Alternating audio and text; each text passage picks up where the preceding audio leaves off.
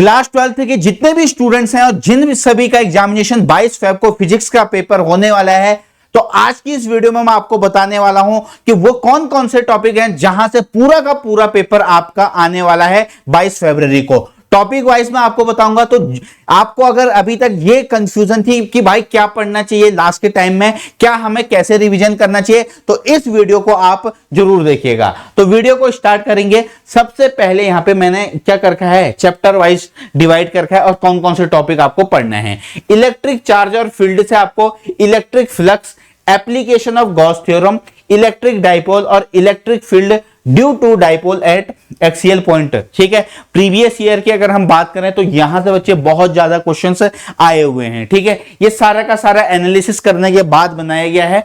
इसके अलावा next topic हमारे पास इलेक्ट्रोस्टैटिक पोटेंशियल कैपेसिटेंस। तो यहां से आप देख सकते हैं पोटेंशियल डिफरेंस, ये आपको पढ़ना है अच्छे से। ठीक है, dielectric and capacitance, electric dipole, parallel plate capacitor. तो ये सारे के सारे आपको कवर करने हैं, बिल्कुल भी इनको स्किप मत कीजिएगा। प्रीवियस ईयर में यहां से बहुत ज्यादा वेटेज रह रखी है। इसके अलावा करंट इलेक्ट्रिसिटी से आपको क्या क्या पढ़ना है, आपको सबसे पहले किरचॉफ्स लॉ यहां से पढ़ना है। इसके अलावा आपको ड्रिफ्ट वेलोसिटी, रिलैक्सेशन टाइम और मीटर ब्रिज, ये सारे के सारे टॉपिक आपको यहां से कवर करने होंगे। अगला टॉपिक हमारे पास, आप इसका स्क्रीनशॉट भी ले सकते हैं ताकि जब आप पढ़ें तो आप चैप्टर वाइज एक बार उनसे गो थ्रू हो जाएगा कि कौन से चैप्टर्स के किस टॉपिक से हमें प्रीवियस ईयर में क्वेश्चन से ज्यादा आए हुए हैं। ठीक है, मूविंग चार्ज एंड मैग्नेटिज्म, यहां से आपको बायोट सावर्ट लॉ करना है, मूविंग कॉइल। ठीक है, इसके अलावा मैग्नेटिक फील्ड, इसके अलावा मैग्नेटिक लॉरेंट फोर्स। तो ये सारे के सारे टॉपिक आप प्लीज जरूर करके जाइएगा।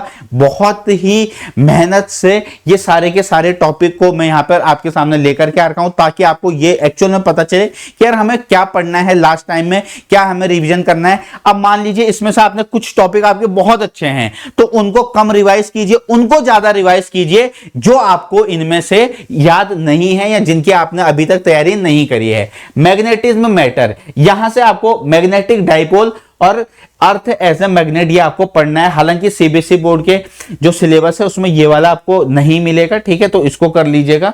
चलिए, इसके अलावा ऑल्टरनेटिंग करंट है। अब ऑल्टरनेटिंग करंट से आपको क्या क्या पढ़ना है, AC source, AC circuit, LCR circuit, इसके अलावा स्टेप अप ट्रांसफार्मर।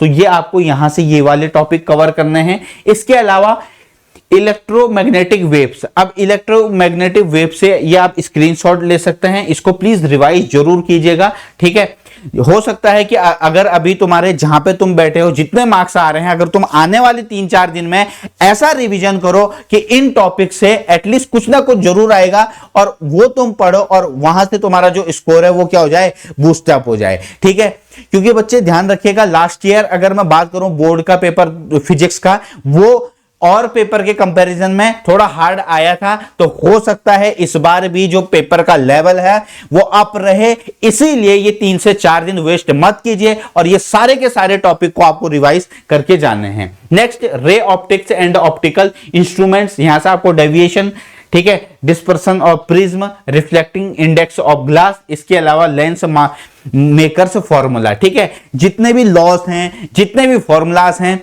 वो आपको एटलीस्ट 1 से 2 बार जरूर देखने हैं इन 3 से 4 दिन के अंदर। वेव ऑप्टिक्स, यहां से आपको क्या क्या करना है, यंग्स डबल स्लिट एक्सपेरिमेंट, ठीक है, मेलुस लॉ, वेव फ्रंट, ठीक है, इसके अलावा लॉ ऑफ रिफ्रैक्शन। तो ये सारे के सारे टॉपिक्स आप स्क्रीनशॉट लेते रहिए और इनको प्लीज बच्चा रिवाइज कीजिएगा।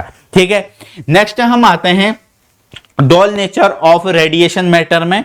तो इसके आप स्क्रीनशॉट लेते रहिए फटाफट। ठीक है, phenomena of photo electric effect, ये आपको करना है। Wave theory of light, intensity of light, तो ये सारे के सारे आपको क्या करना है, इनको पढ़ना है। ठीक है, एक दिन में 2 से 3 कवर कीजिए तो आपके 3-4 दिन में ये सारे के सारे जितने भी टॉपिक्स हैं चैप्टर वाइज वो आपके कंप्लीट हो जाएंगे। ठीक है, अगला है एटॉम्स। एटॉम से आपको एनर्जी लेवल डायग्राम देखना है एक बार। ठीक है, इसके अलावा ये जो लास्ट टॉपिक है यहां से आप देख सकते हैं बाइंडिंग एनर्जी है, न्यूक्लियर फोर्स है, न्यूक्लियर फिजन है, ठीक है, रेडियो एक्टिव डीके है। तो ये सारे के सारे आपको अच्छे से कवर करने हैं, ना सिर्फ कवर करना है बल्कि इस तरीके से पढ़ना है कि पेपर में आप उसको सही तरीके से, जो भी क्वेश्चन आएगा उसमें आप सही तरीके से उस क्वेश्चन को सॉल्व कर पाओ, ठीक है। तो अपना टाइम बिल्कुल भी वेस्ट मत कीजिएगा। और नेक्स्ट टॉपिक की अगर हम बात करें सेमीकंडक्टर इलेक्ट्रॉनिक्स के, तो यहां से आपको फैब्रिकेशन ये आपको पढ़ना होगा। इसके अलावा लॉजिक गेट्स, ठीक है, पीएन जंक्शन, सोलर सेल, ये सारे के सारे टॉपिक आपको रिवीजन करना है, एक भी स्किप नहीं करना है। हो सकता है जो अगर मान लीजिए तुमने टॉपिक नहीं पढ़ रखा है उसी के ज्यादा क्वेश्चन आ गए तो क्या करेंगे।